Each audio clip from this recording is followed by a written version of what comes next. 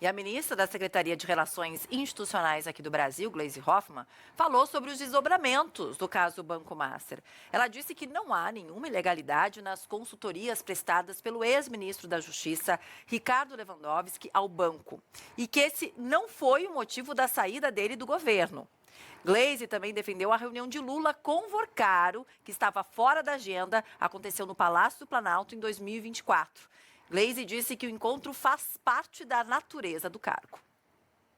O presidente Lula convidou o ministro Lewandowski, ele sabia que o ministro tinha contratos privados e o ministro informou que ia cumprir a lei e desvencilhar-se de todos os contratos, o que fez. Não há problema, irregularidade nenhuma, crime nenhum ele ter contrato de consultoria. E o ministro prestou um relevante serviço para o país. E quero aqui lembrar que toda essa apuração feita em relação ao Banco Master foi feita sob a gestão do ministro Lewandowski, a gestão da Polícia Federal. E foi na gestão do ministro Lewandowski que o presidente do Master, o Vorcaro, foi preso.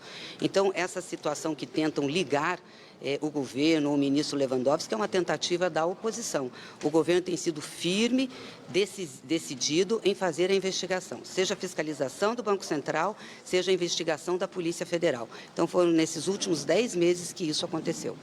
A CPI é uma prerrogativa do Congresso Nacional. Cabe aos deputados e senadores discutirem a necessidade ou não. O que cabe ao governo é fazer a apuração dos fatos e está fazendo com rigor e vai responsabilizar aqueles que tiverem dado causa a essa fraude. As coisas não estão relacionadas, de maneira nenhuma tem relação com isso. O ministro Lewandowski pediu para sair, já tinha algum tempo falado com o presidente, queria descansar, achou que já tinha cumprido a sua missão, a sua função, queria dedicar-se à família e foi isso que levou o ministro a sair. Não tem nenhuma relação. E, de novo, repito aqui, não há nenhum problema em o ministro Lewandowski ter feito consultoria ao Banco Master. O que importa para nós é a apuração sobre esses fatos que estão ocorrendo dentro da lei e de maneira técnica, como foi a orientação do presidente. E volto a dizer, foi sobre a gestão do ministro Lewandowski que as apurações da Polícia Federal foram feitas e que o presidente do Banco Master, o Vorcaro, foi preso. Não vejo nenhuma relação em questão sobre essa questão da apuração. O presidente recebe muita gente, né? Já recebeu o Vorcaro, já recebeu outros presidentes de banco. Isso é da natureza do cargo presidencial, conversar com todos da sociedade. Não vejo problema nenhum em relação a isso. O que importa é que o presidente dê uma orientação para que esse caso fosse acompanhado e apurado de maneira técnica e com rigor da lei. E isso está sendo feito. Então, o governo tem mostrado que está empenhado em saber as responsabilidades dessa fraude e em punir. Foi na gestão do Galípolo, do Banco Central, que se deu a intervenção no banco, a liquidação, e foi sob o comando do ministro Lewandowski que a Polícia Federal fez uma apuração rigorosa, inclusive com a prisão do presidente do Master. A ministra fala que é a função do presidente receber a todos. A gente teve aqui, na semana passada, um levantamento do Cláudio Humberto do quanto ele recebeu, inclusive, ministras mulheres nos seus anos ali de mandato, ministras do seu próprio governo. Algumas tiveram apenas uma reunião com o presidente, exatamente o número de reunião que a gente tem, sabe, pelo menos oficialmente, que ele teve fora da agenda oficial com Daniel Vorcaro. Sobre esse caso, tem muitas questões lá envolvendo Brasília, porque tem muitos nomes do governo aparecendo. Por exemplo, existe a possibilidade de um advogado, velho conhecido do PT, que inclusive atuou para a defesa de Dilma Rousseff na época do impeachment, que ele se chama José Eduardo Cardoso, foi ministro, inclusive, da Justiça no governo Dilma, assumir também a questão de Vorcaro, assumir ser um dos advogados de defesa de Vorcaro. A gente lembra que um deles deixou a defesa na semana passada, porque, ao que tudo indica, pode-se estar chegando no momento de uma delação premiada, o que muitos lá em Brasília não estão querendo. Deixa eu falar agora com o Francisco Zardo, ele é mestre em Direito de Estado pela Universidade Federal do Paraná. Doutor Francisco, obrigada por conversar aqui com a gente. Tem muitas arestas soltas aí no caso Banco Master, mas muitas aparecendo a cada dia que a gente conversa. E muitos nomes que são conhecidos nossos, não só de dentro do governo, mas também de dentro do STF. Para o senhor, até agora, o que já sabemos do Banco Master, o que torna esse caso mais grave? Boa tarde, bem-vindo.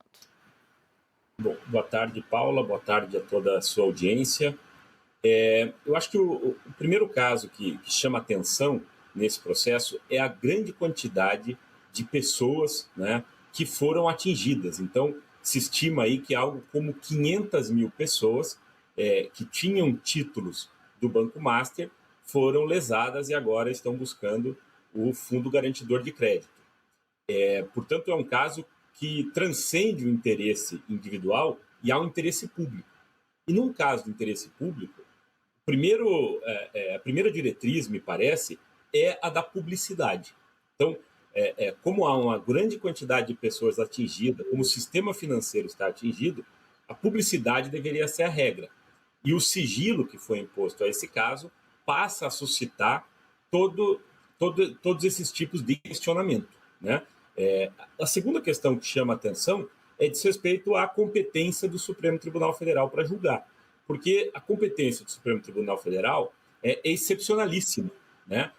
Só quando determinadas autoridades estão envolvidas, como é o caso dos deputados federais, é que isso deve atrair a competência do Supremo, mas para analisar a conduta do deputado. Então, o que me chama a atenção também é que esse caso esteja no Supremo sem publicidade e sem maiores esclarecimentos quanto à efetiva competência do Supremo para essa análise. Eu acho que, a partir do momento que houvesse uma publicidade em relação a isso, muitas dessas dúvidas que estão sendo colocadas poderiam passar a ser esclarecidas. Eu acho que o que tem gerado essa comoção em torno do caso decorre muito do sigilo que foi imposto em relação a tudo isso.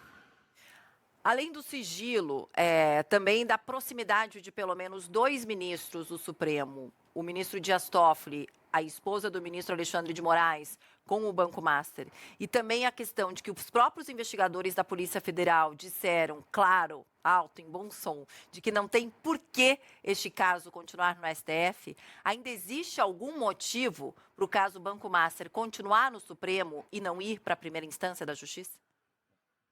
É difícil dizer que não há motivo, justamente porque não há publicidade. Então, seria a partir do exame do caso, por isso que a publicidade é tão importante, porque todas as decisões do Poder Judiciário devem ser públicas, a Constituição diz isso, né? Para que justamente a sociedade, sobretudo num caso dessa repercussão, possa acompanhar as justificativas, né? Respeitando as decisões judiciais, mas podendo analisar os seus fundamentos.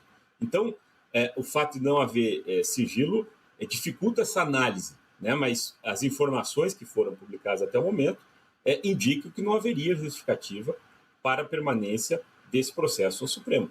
Em relação a essas outras relações que você mencionou, eu insisto no tema da publicidade e da transparência, quer dizer, se houve prestação de serviço por parte de advogados, quais foram esses serviços, né?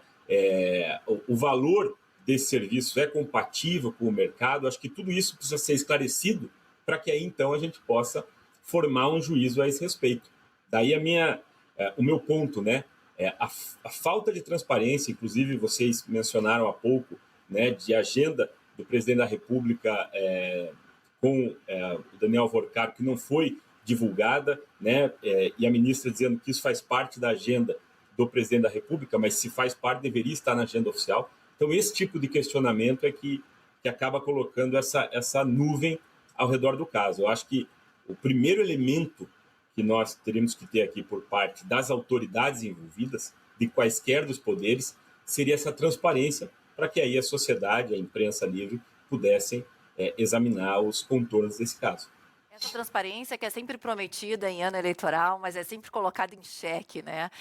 Não só nesse governo, mas em vários governos, ou todos até, que a gente já acompanhou até aqui. Agora, doutor Zardo, essa transparência também que foi cobrada e foi prometida pelo ministro Edson Fachin em entrevistas que ele concedeu ao longo dessa semana. Mas não é algo que a gente está vendo acontecer. Coloca em xeque, mais uma vez, o papel do STF no país. Com essas declarações últimas do ministro Edson Fachin, o senhor acha que algo pode realmente acontecer de fato daqui para frente? Realmente os ministros devem estar discutindo a questão do Banco Master e dar para a primeira instância? Ou é algo só para acalmar os nervos, porque no final das contas eles se unem e não vão tirar a relatoria do Dias Toffoli? Bom, em primeiro lugar, eu penso que é importante registrar e reafirmar a importância do Supremo Tribunal Federal enquanto órgão de cúpula do Poder Judiciário para a nossa democracia, para a nossa república, né? Quer dizer, não há dúvida de que o o Supremo Tribunal Federal, o Congresso Nacional e o Poder Executivo são instituições essenciais. E quando se busca o aprimoramento dessas instituições, né, se faz de maneira a colaborar com, enfim, a nação. Em última análise é isso. Então não há uma crítica à instituição, ao contrário, há uma busca de valorização da instituição através da credibilidade daqueles que a representam.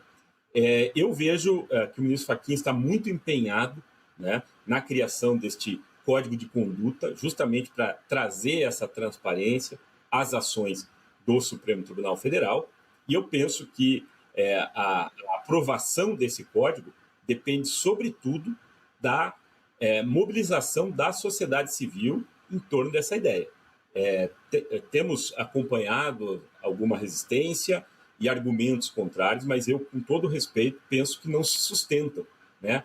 Basta dizer que o Conselho Nacional de Justiça, que é presidido pelo presidente do Supremo Tribunal Federal, já no passado editou um código de ética que é aplicável a todos os magistrados do Brasil, inclusive do STJ, do Tribunal Superior do Trabalho, Superior Tribunal Militar. Ele só não se aplica ao STF, ou seja, todos os juízes do Brasil estão sujeitos a esse código, que é um código inspirado nos princípios de Bangalore das Nações Unidas, que se aplicam às grandes democracias do mundo, né? É importante dizer também que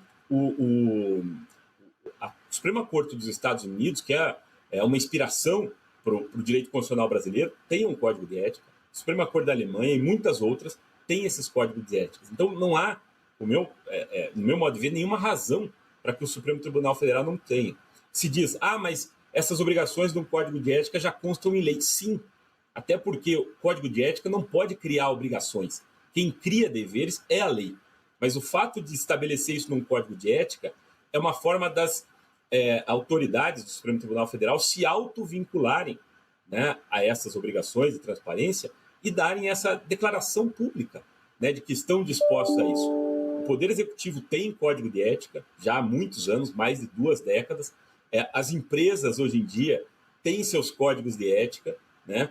O Congresso Nacional, os parlamentares têm seus códigos de ética e não há razão alguma, no meu modo de ver, para que o Supremo adote também. Isso não é enfraquecer o Supremo, né? Ao contrário, é uma fortaleza do Supremo dizer que ele, assim como todas as demais autoridades, está disposto a se vincular a esses parâmetros de ética. Doutor Zardo, obrigada por ter conversado aqui com a gente segue acompanhando, como eu falei no início da entrevista, né, cada dia parece que surge uma novidade aí, nesse caso o Banco Master, a gente segue acompanhando. Obrigada, até a próxima. Obrigado, até a próxima, uma boa tarde.